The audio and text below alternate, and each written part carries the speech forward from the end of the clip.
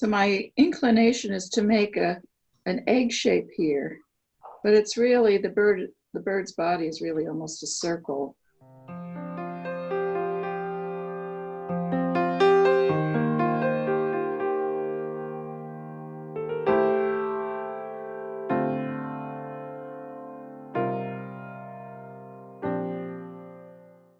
And so his head is cocked just a little bit. So I'm making this curve like this here. And I'm putting the eyes right in the middle. So that's my drawing. I'm just going to throw down background colors. You can see what I did here. I mixed the Winsor blue with sap green.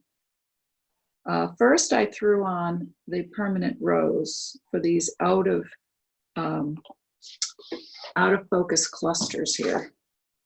We're going to keep the bird and this branch and this cluster of flowers dry. Okay, I'm going to use maybe I'll use my bigger oval. This is my 1-inch oval. I have my number 12 Da Vinci for putting the color on.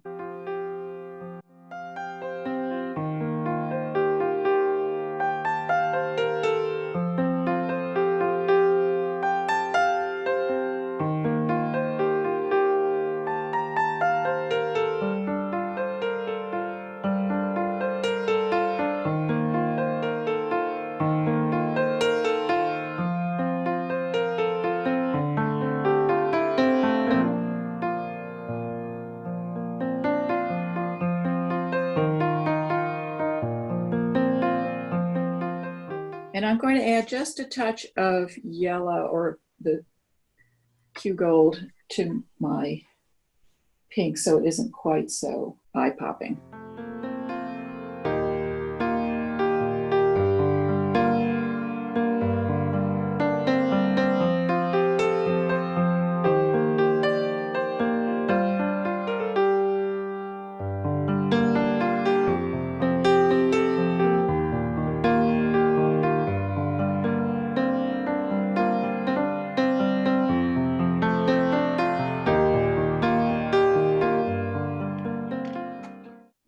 I'll wet right over the bird's legs because they'll be dark.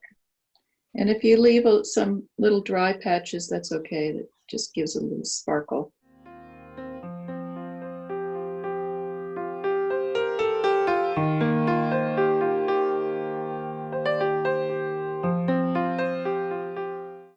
Here I'm going right up to the branch. So the branch is dry, but it looks like the flowers going behind it. I'm going to chase this back with a little water. Get back.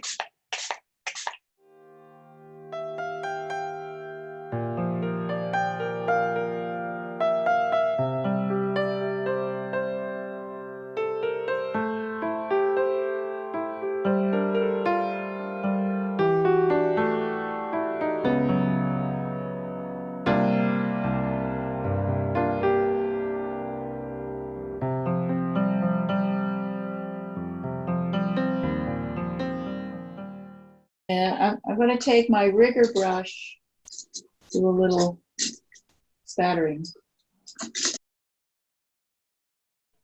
Okay, so now I'm going to go in with the blue-green.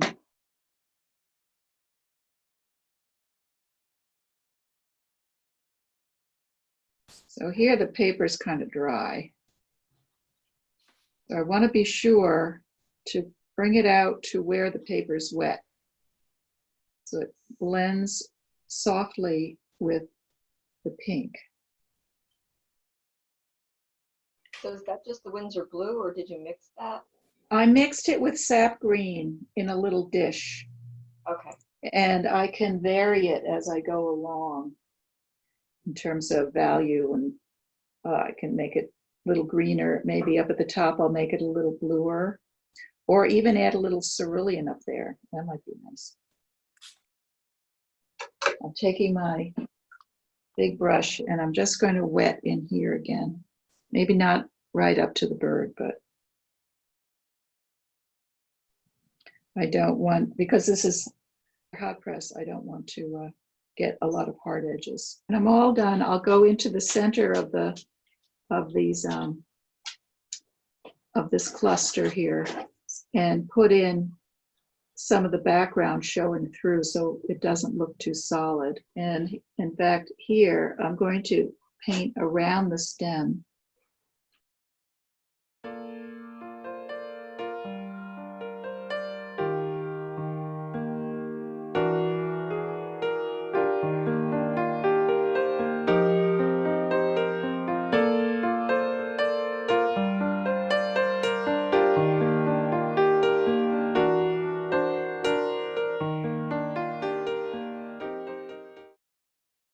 What's handy about that branch is it serves as a place to stop. I'm not worried about blooms, just hard edges.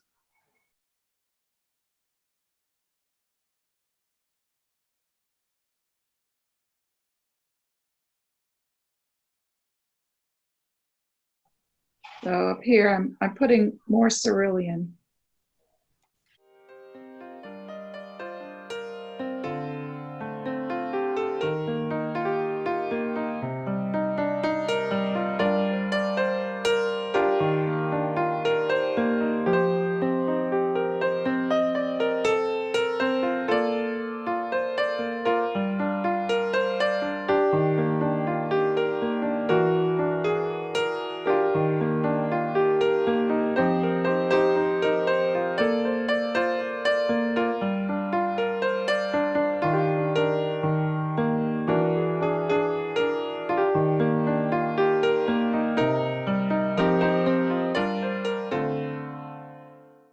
Use some, just, this is mostly Winsor up here in the corner, just for a cheery sky color.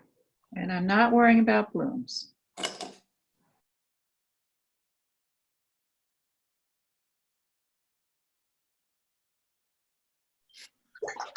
But I don't like these hard edges. So I'm going back with a wet brush to soften hard edges.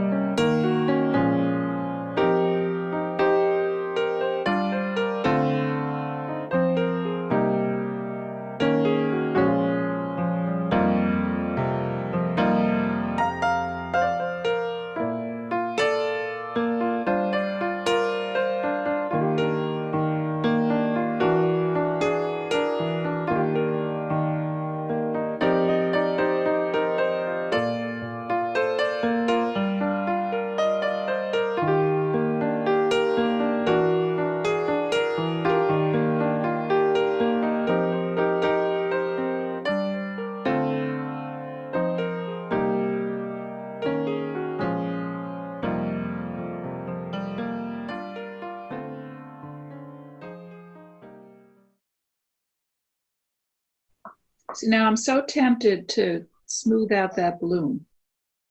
If I wanted to fix it, now would be the worst time because I just make it worse. So I'm leaving it. Wet on dry, cobalt blue, and going right over the eye.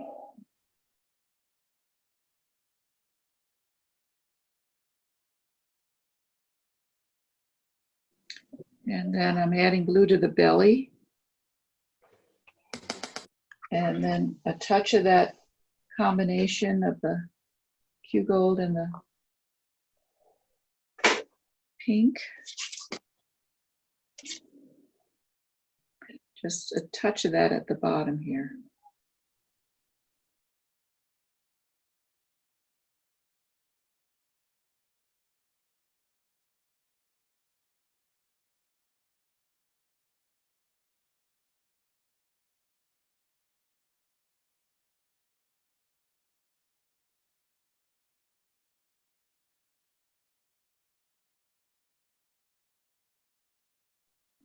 All right, so now I'm working with smaller brushes,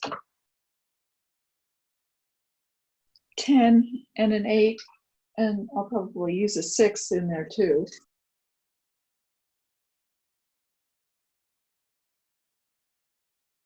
So when I do these blossoms and buds, I want the pink to flow from one to the next. I don't want to do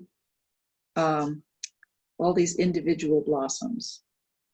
So I'll start out with a dilute pink. And I want to be sure to keep some whites here. Actually, I think I still had cobalt blue on this brush, but that's okay because this part of this blossom is in shadow. And I have a damp brush handy for softening a few edges. Oh, see, I didn't keep that white. If it's light, keep it white.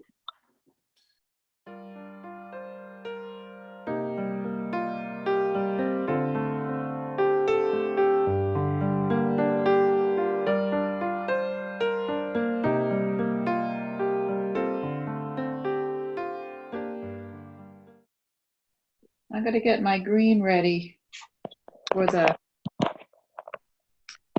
some of the stems. So that's going to be straight sap green. When I do these little buds, I'm going to add a little more color there. And while that color's wet, I'm going to bring my stem color up and just hit it while it's wet and let it flow there.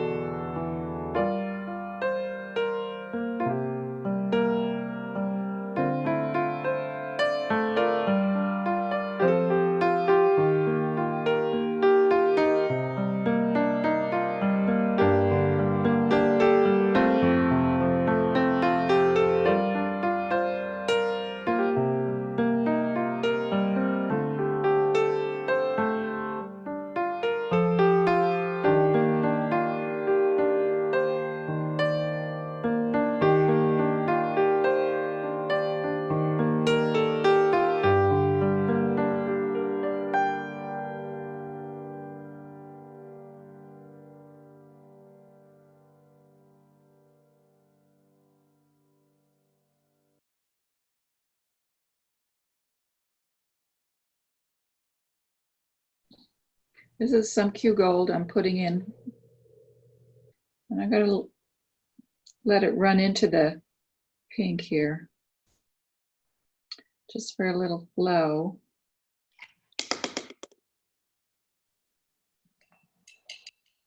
Yeah, I like that. And I'm going to mix some of the pink with the cobalt blue for shadow areas on the flowers. You could use magenta.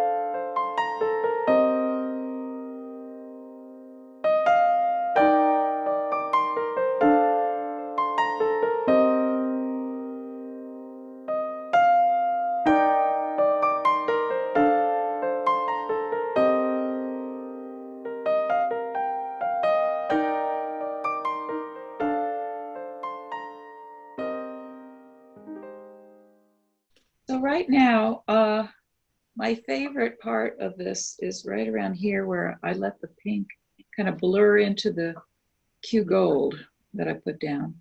And of course, I'm liking it better on the screen than on my straight right in front of me.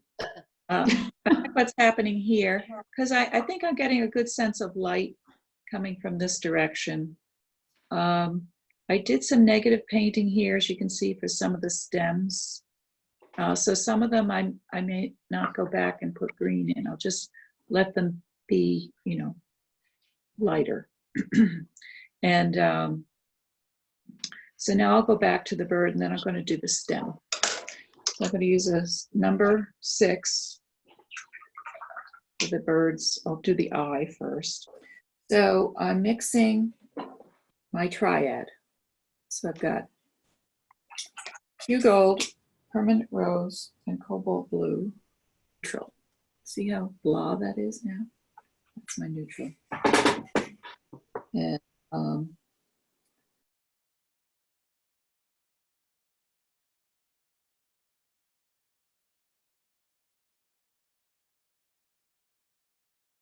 so I'm going to do while that's drying, I'm going to do the branch. And so I already have a neutral made up to start the branch with. And I'm going to hold my brush at the end so I'm not being too precise. And I'm going to leave it white on the right side.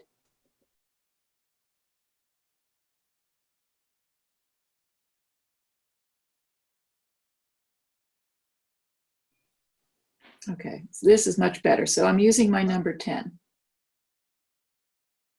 Oops, well, see, I just accidentally made a little bloop, but actually that looks good.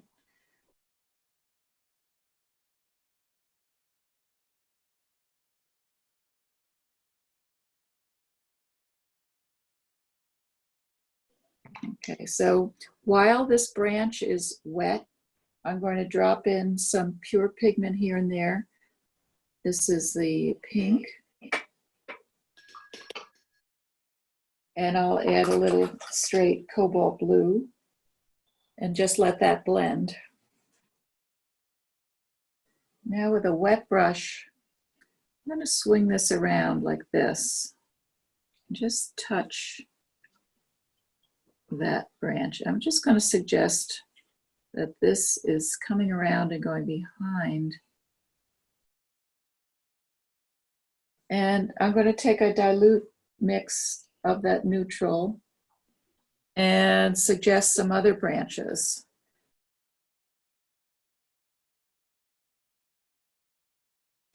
Take a wet brush, just so it stays in the background.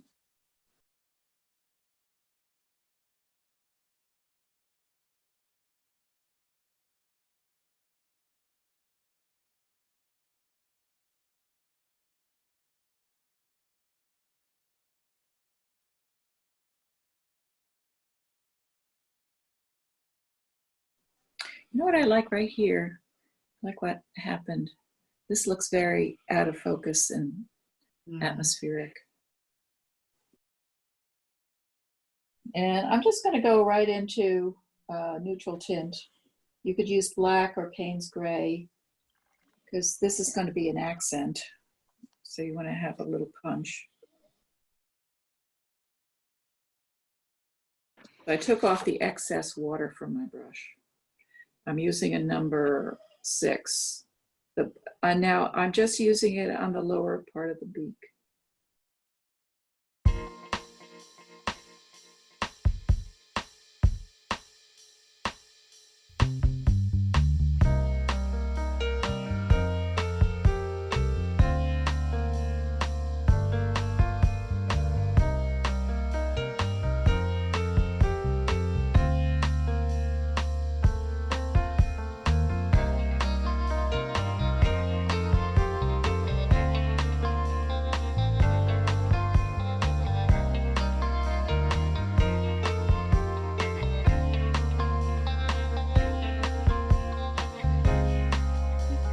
think I would stop now. Let the fairies work on it. I don't think it would take too much to make this more interesting.